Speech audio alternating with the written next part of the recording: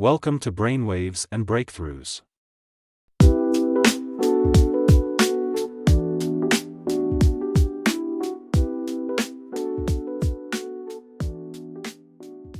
Cults. They fascinate us, right? Like that secrecy, the leaders. Oh, yeah. Those stories that make us wonder, like, did they really drink the Kool-Aid? Yeah. But like beyond the headlines and documentaries, there's got to be some psychology going on that makes this stuff work. So today we're diving into that. Okay. How cults get such power and control over people. And we're using this book, Okay. The Psychology of Cults. Oh, interesting. It is a fascinating area. A little unsettling, to be honest, but like one of the first things to know is that it's not about weakness or Right. being gullible. It's more like what the book calls fertile ground. Fertile ground. Okay, I like that. So that means anyone under the right conditions could be drawn. And so what exactly? It makes the condition. It makes that fertile ground. Like what makes us vulnerable? Think about those universal human needs we all have, right? Like the search for meaning, wanting to belong, that desire for certainty. In a world that's kind of crazy, cults, they offer like seemingly simple answers.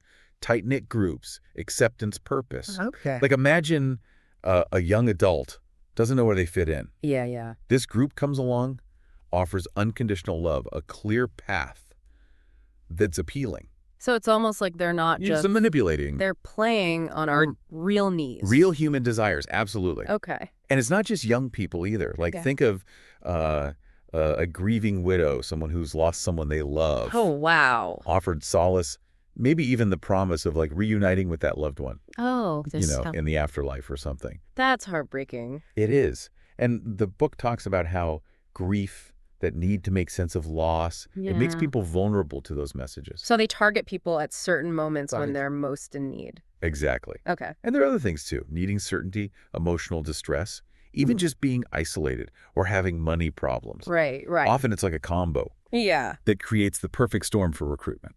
Okay, so those vulnerabilities are there, but how do cults exploit them? Like, how do they go from offering comfort to being in total control? That's where those, like, master manipulator figures come in. Right. We picture them as almost mythical figures, larger than life, maybe a bit crazy. But what makes them different is how good they are at manipulating people. They understand psychology and they exploit the things we've been talking about. I'm thinking of, like, Charles Manson. Even people who don't know much about cults know that name. What made him so good at getting followers? Charisma, it's huge. Yeah. Cult leaders, they often just ooze confidence, charm, and authority. Think about the need for certainty we talked about.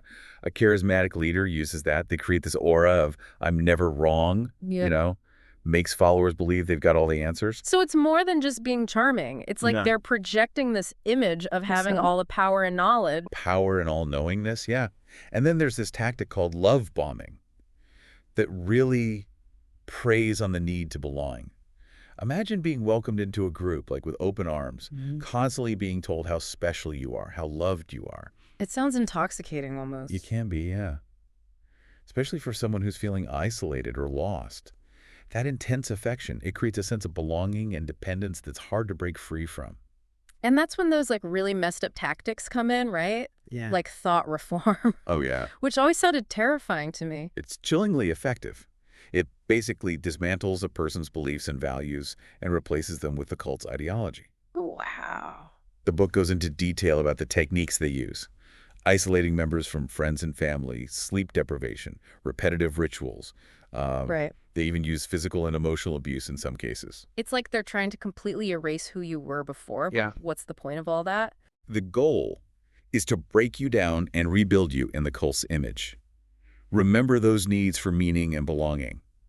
Thought reform twists those needs, using them to make you dependent on the cult and the leader.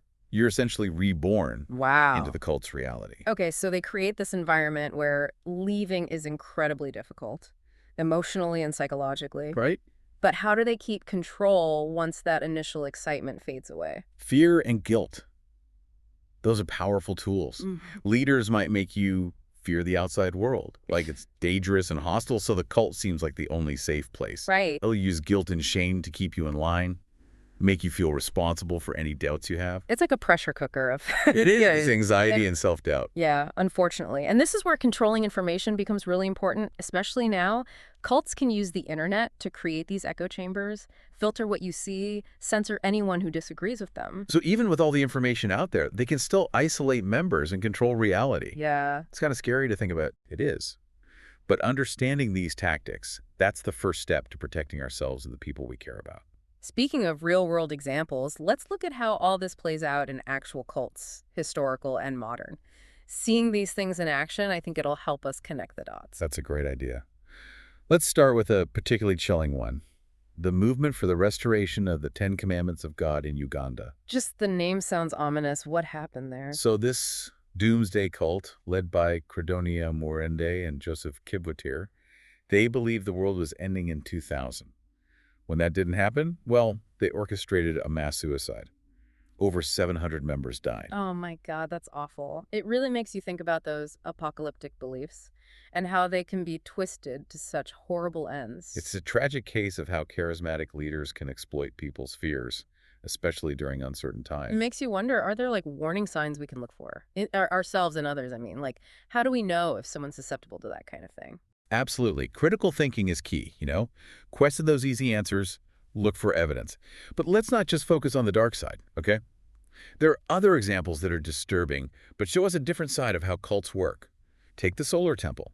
They blended Christianity and New Age ideas, but believed in a coming apocalypse. They thought ritual suicide was necessary to reach a higher spiritual plane. So like a mix of mainstream beliefs Right. with extreme practices. Exactly. It's chilling because it seems normal at first, harder to spot. Yeah. It shows how cults can be subtle, hiding their true nature behind something that seems totally fine. Are there any examples of cults that aren't so, well, deadly? I'm curious about the more unusual ones. Oh, totally. One that's really interesting is the cargo cults of Melanesia. These popped up during World War II when islanders saw Western forces arrive with all this technology and supplies. They thought it was gifts from the gods. So they started doing rituals to try and get more of these cargo deliveries. Exactly. They built fake airstrips, did these big ceremonies, all because they thought it would attract more gifts from the divine. It might seem irrational, but it shows how much we need to understand things, especially when our world changes so drastically. It's a good reminder that cults aren't just about brainwashing or blind faith. They often come from real needs and desires, offering a kind of messed up hope when people feel powerless. You got it. And even though the cargo cults seem like this isolated thing from the past, it makes you think, how do we deal with fast technological changes today? What if those changes are misinterpreted or exploited? Right, right. Okay, so we've looked at some intense historical examples. Let's bring this a bit closer to home. Any modern cults our listeners might have actually heard of? One that comes to mind is the Samly International. They used to be called the Children of God. I think I've read about them. They were accused of some really bad stuff, right? Yeah, they had accusations of child abuse and sexual exploitation for years, and this controversial practice called flirty fishing, where they used sex to recruit people. That's horrible. It really shows how easily people can be exploited, especially when they're looking for belonging or a spiritual connection. Their story shows the darkest side of cults, how manipulation and control can lead to real harm. But it also reminds us that cults can change and adapt, coming up with new ways to attract followers and avoid scrutiny. Makes you wonder, how does all this affect people on like a brain level? We've talked about the psychology, but what's going on in the brains of people who get caught up in cults? That's a great question. Neuroscience gives us some cool insights. I want to dig into that a bit. Absolutely. I'm really curious to see how this all works biologically. Okay, so one important thing is dopamine. Remember love bombing, that feeling of belonging and acceptance. Yeah, like that almost addictive feeling of being loved unconditionally. Well, those experiences trigger dopamine, which makes you feel good. So it's not just an emotion, there's actual chemistry, making it hard to resist. Exactly. Makes you want to stay in the cult, even when you have doubts. And then there's stress and cortisol, which is kind of disturbing. Cortisol, that's the stress hormone, right? Yeah. And cult environments are often super stressful. The isolation, no sleep, the constant fear and guilt, all that raises your cortisol levels. And over time, that can really hurt your brain. So it's not just psychological pressure, there's a biological thing making people easier to control. Exactly. All that stress and high cortisol, it messes with how you think, weakens your immune system, even makes you more open to suggestion. It's like they're setting the stage for thought reform. Wow. It's like those tactics are rewiring people's brains, making them more susceptible to the cult's influence. That's a good way to put it. And then there's social conformity, which is basically built into our brains. We're social creatures. We want to fit in. So even if people have doubts, the need to conform to the group can win out. Absolutely. Yep. In a cult, the fear of being kicked out, the need to be accepted, and the constant pressure to think like everyone else, it's a lot to handle. There are even studies that show people will go along with the group even when they know the group is wrong. That's kind of scary. It makes you think we're all susceptible to social pressure, even when it's bad for us. It shows how important it is to be aware of these things and think critically. Okay, this has been fascinating. Before we move on, are there any fun facts about cults that might surprise people? Something that would make them say, "Wait, really?" Oh, for sure. Did you know the word cult actually comes from ancient Roman religion? Really? I had no idea. Yeah. It used to mean worshiping a specific god. It's funny how the meaning has changed over time to mean something much darker. That's wild. Anything else? This might surprise you, but cults can be anywhere, not just in religion. You see cultic stuff in politics, self-help groups, even some businesses. That's a bit unsettling. Makes you wonder if we're surrounded by cults without knowing it. It really highlights why it's important to understand the psychology behind it all, so we can spot potentially harmful stuff no matter where it is. It's not just about avoiding weird groups, it's about being aware of how these tactics are used every day. Okay, that's a good transition to our next section. We'll talk about how to use what we've learned and protect ourselves. But before we do, let's talk about leaving a cult. It can't be easy breaking free from that much control. It's definitely not easy. Leaving a cult is often traumatic and disorienting. Imagine your whole worldview being shattered, losing your support system, and facing intense guilt and fear just for questioning things. It sounds like recovering from an addiction almost. There are some similarities for sure. Remember that dopamine thing we talked about? Leaving a cult means breaking that cycle, which can cause withdrawal symptoms, both emotional and psychological. So what kind of help is there for people who have left cults? How can they re-enter the world and rebuild their lives? Thankfully, there are resources. Exit counseling, therapy, those can be really helpful. What do those involve? How do they actually help someone process such a messed up experience? Well, with exit counseling, the focus is on helping people break down the cult's beliefs. They help former members understand the manipulation, and then they can start rebuilding their lives based on their own values. So it's kind of like detoxing from the cult's influence. Yeah, like getting your own mind back. Right, right. And therapy can provide more support long-term, gives them a safe place to deal with the trauma, fix relationships, learn healthy ways to cope. It makes sense. Leaving a cult is such a huge change. It's like going back to a world you don't recognize anymore, all while dealing with the emotional scars. Having professional help can make a big difference. It really can. And remember, recovery takes time, okay? It's a process. Yeah. You're healing, relearning, rediscovering who you are outside of that whole cult thing. There's no quick fix, but with the right support, people can rebuild and find their own meaning. It shows how resilient people can be. That ability to grow, even after something so traumatic. But all this talk about cults, it makes me think. We focus on the extreme examples, but aren't there more subtle forms of manipulation we see every day? Like you said before, cults can be in unexpected places. Exactly. We tend to think of cults as those fringe groups or compounds out in the middle of nowhere. But cultic stuff can pop up anywhere, even in places that seem totally normal. Give me some examples. Where else might we see this happening? What should we be on the lookout for? Okay, well, some political organizations, for example. Hmm.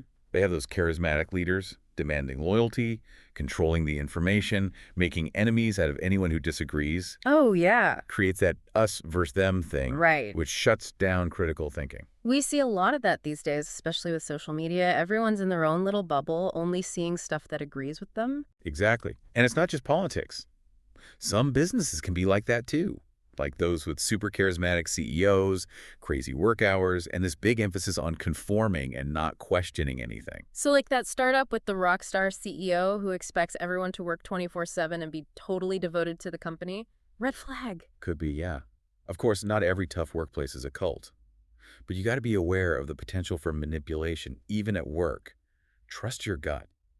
If something feels off or makes you question your own values, take a step back and look at what's really going on. Like you said, understanding how cults work, it's about protecting ourselves and spotting harmful patterns wherever they are. It's not about being suspicious of everyone, but about thinking critically and making good judgments. Exactly. Ask questions, get different perspectives, and trust your instincts. Don't let anyone tell you what to think or feel. It's about taking back control of your own mind. That's a great way to put it. And remember, you're not alone, okay? There are people you can talk to if you need help. A friend, a therapist, a support group. There are people out there who get it and can help you. It's a good reminder that even though we've been talking about some dark stuff, there's hope, there's help, and you can find your way back. So, to wrap things up, understanding cult psychology isn't just about avoiding those groups. It's about developing this critical way of looking at the world so we can protect ourselves from being manipulated in any way. Absolutely. It's about thinking for yourself, making smart choices, and being true to who you are without someone else controlling you. That's a powerful message. As you go about your day, think about the messages you see, the people you're with, the decisions you make. Are you being influenced without realizing it? Are you thinking critically, questioning things, and staying true to yourself? Those are good questions to ask. They can help you navigate this crazy world of influence and make the right choices for you. Well said. And that brings me to one last question for our listeners. We talked about cults, but what about those everyday manipulations we might not even notice? How can we spot and resist those influences? Yeah. Whether it's from advertisers, social media, or even our friends and family. That's a great point to end on. It's a reminder that this isn't just about the extreme cases. It's about staying alert, questioning what we believe, and being mindful of how we're all influenced, even in subtle ways. It's an ongoing process of self-reflection and engaging with the world around us. Exactly. And realizing that influence is happening is the first step to being in control of our own lives. Well said.